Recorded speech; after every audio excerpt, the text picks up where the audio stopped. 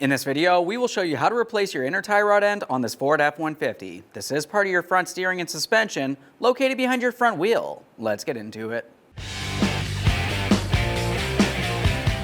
Okay friend, let's get started on our job. Safely raise and support your vehicle. We're going to remove the driver's side front wheel.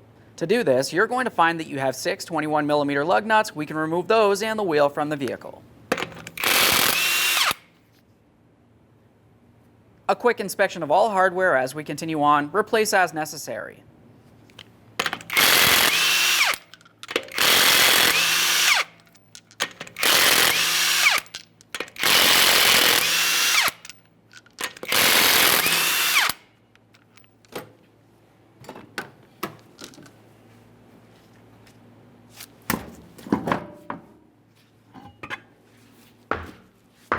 To do this job, you're going to have to remove the outer tie rod end from the inner tie rod end. If there's any issue with the outer tie rod end, now's the time to replace that as well. With the wheel out of the way, let's start at the center point in between the outer and the inner tie rod end at the 24mm jam nut. Now for this, you can use a 24mm wrench. I'm just going to use some long pliers here. It gives me a little bit more leverage. Just go ahead and take hold of that.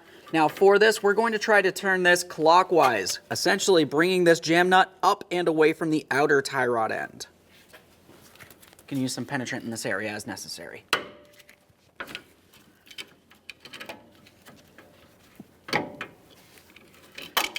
There we are. We have a little bit of a gap here.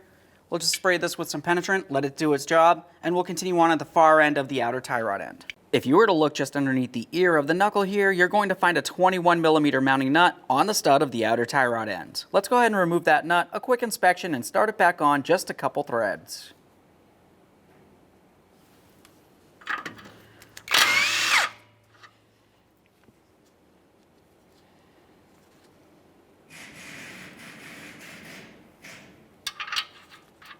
Now we're going to remove the outer tie rod end from the steering knuckle. You can use a tie rod end removal tool, or you could use a rubber mallet along this area of the knuckle, tapping in this area, causing vibration to break this free. Now we can remove that mounting nut. Now to help unscrew the outer tie rod end from the inner tie rod end, I'm just going to hold onto the inner tie rod end with some locking pliers, preventing it from spinning on me while I continue turning the outer tie rod end to remove it. As we remove the outer tie rod end, you want to count the amount of turns it takes to remove it. That was 1, 2, and so on. Make sure you take note of that number, write it down someplace if necessary.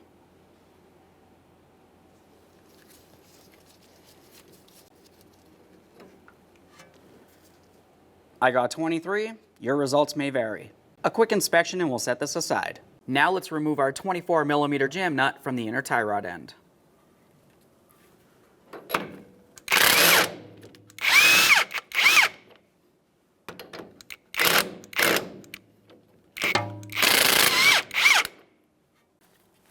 Remove our locking pliers from this area. Now if you are looking at the outboard end of your power steering rack bellows boot, you're going to find that you have a clamp holding the bellows boot to the inner tie rod end shaft. Let's go ahead and take hold of that clamp. It's a squeezable clamp. I'm using some long nose pliers. We'll go ahead and remove that.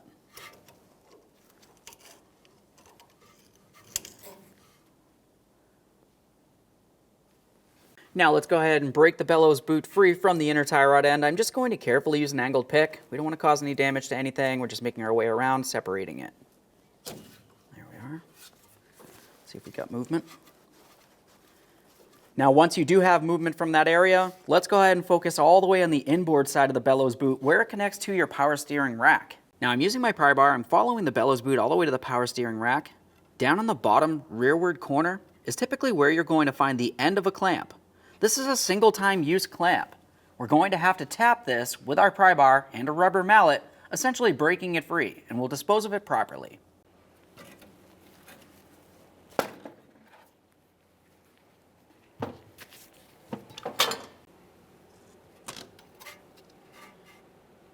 Now you can take hold of the bellows boot. We're going to give it a little twist, separating it from that power steering rack, and we'll carefully slide it out of place away from our inner tie rod end.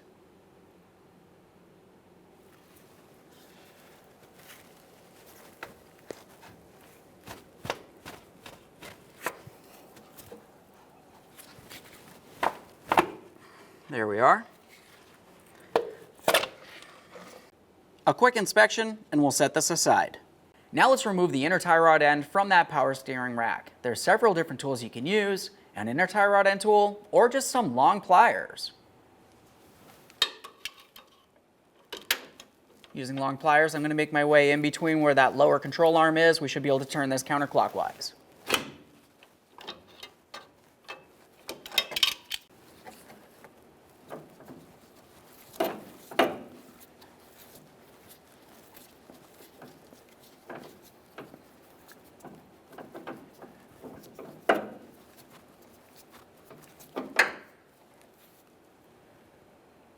There it is, friend.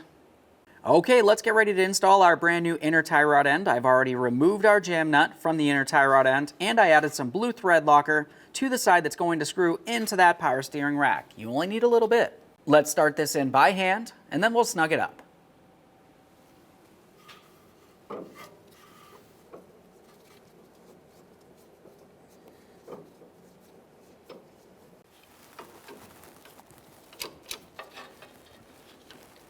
Okay, right there is bottomed out.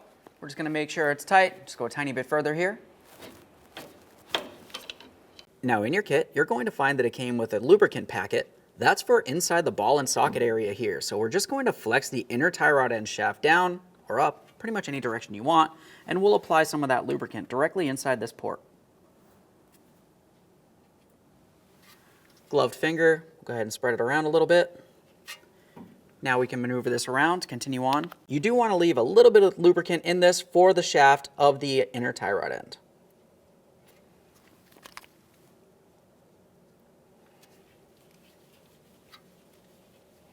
Okay, that's well lubricated.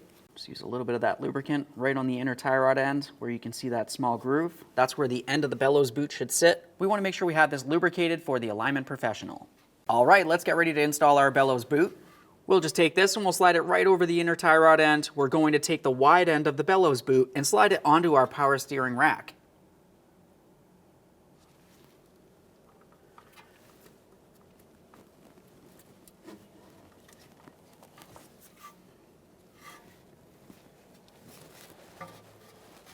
This part can be a little bit difficult, getting it to stretch over that power steering rack. You can use a pick if necessary. Just be careful not to cause any damage.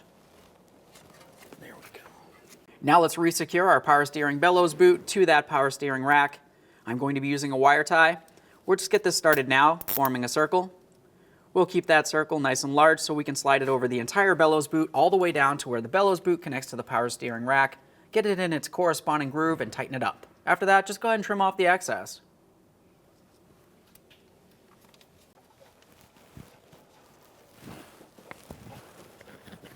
Double check, make sure you have that in the proper groove. We'll continue on snugging this up and trimming off the excess.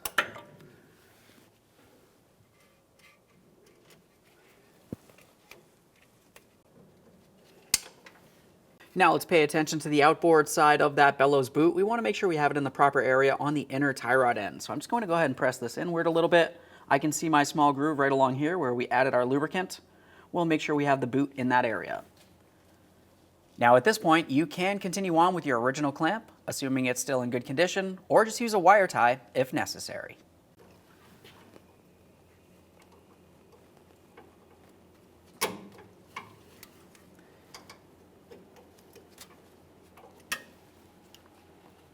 Go ahead and take hold of that boot, make sure it's properly secured. Now let's apply a little bit of anti-seize to the threaded portion of the inner tie rod end. I'm going to go approximately halfway up here, just a small dab will do. For the jam nut, we'll continue on by putting this on approximately halfway to 3/4 of the way down the threads.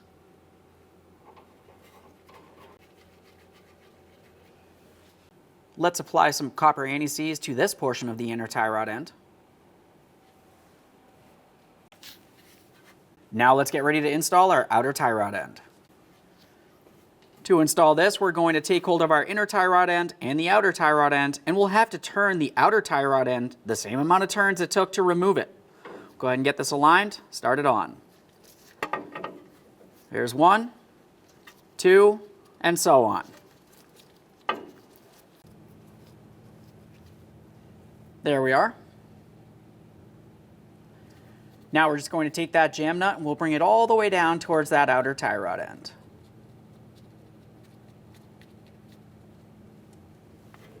Now you should be able to align your outer tie rod end stud with your steering knuckle. Press that into position, continue on with your mounting nut. As for the mounting nut, you want to go ahead and start it in, snug it up. The torque for this is 76 foot-pounds.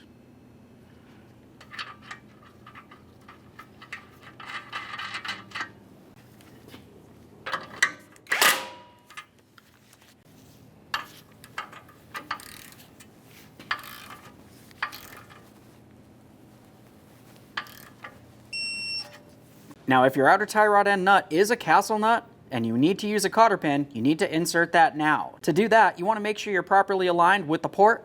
If it's not, you want to continue tightening the nut until the very next slot is aligned and install your locking cotter pin. Now let's focus on that jam nut. We'll be using our 24mm to tighten this by turning it counterclockwise while we're looking at it from the outboard side. I'm going to use an 1 1/8" wrench to go around the tie rod end itself, preventing it from turning on me while I continue on.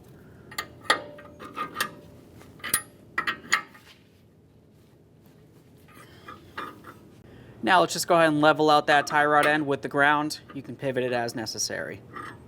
One last quick inspection in this area and we can reinstall our wheel.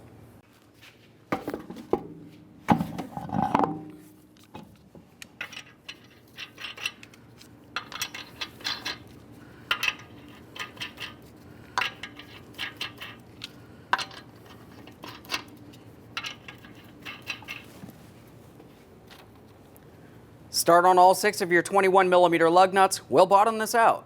Get the wheel back on the ground and torque each of these to 150 foot-pounds.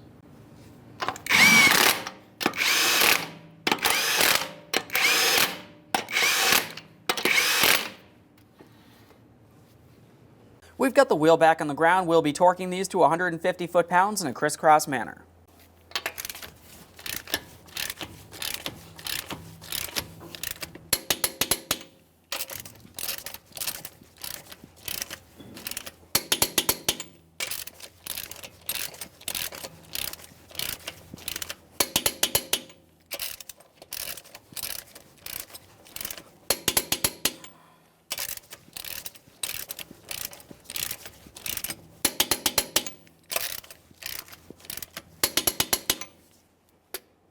Torqued.